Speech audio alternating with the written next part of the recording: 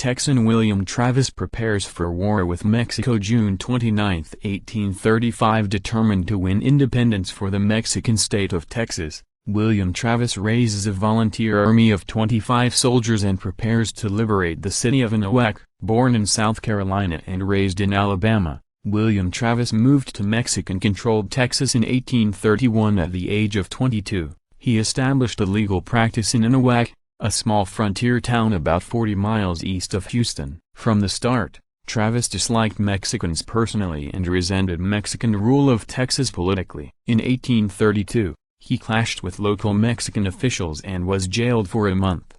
When he was released, the growing Texan independence movement hailed him as a hero, strengthening his resolve to break away from Mexico by whatever means necessary. Early in 1835, the Mexican president Antonio López de Santa Anna overthrew the Republican government and proclaimed himself dictator. Rightly fearing that some Texans would rebel as a result, Santa Anna quickly moved to reinforce Mexican control and dispatched troops to Anahuac, among other areas, accustomed to enjoying a large degree of autonomy. Some Texans resented the presence of Santa Anna's troops, and they turned to Travis for leadership. On this day in 1835, Travis raised a company of 25 volunteer soldiers. The next day, the small army easily captured Captain Antonio Tenorio, the leader of Santa Anna's forces in Anahuac, and forced the troops to surrender. More radical Texans again proclaimed Travis a hero, but others condemned him for trying to foment war and maintained that Santa Anna could still be dealt with short of revolution.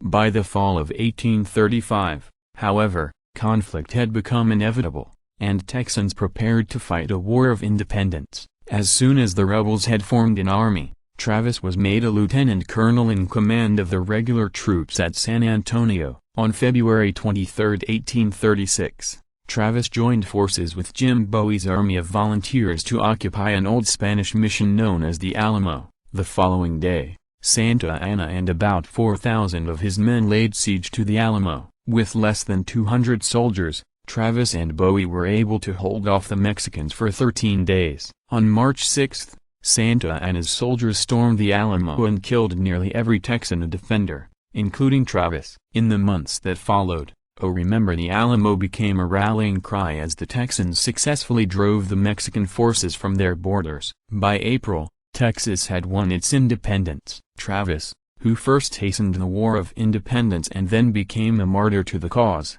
became an enduring symbol of Texan courage and defiance.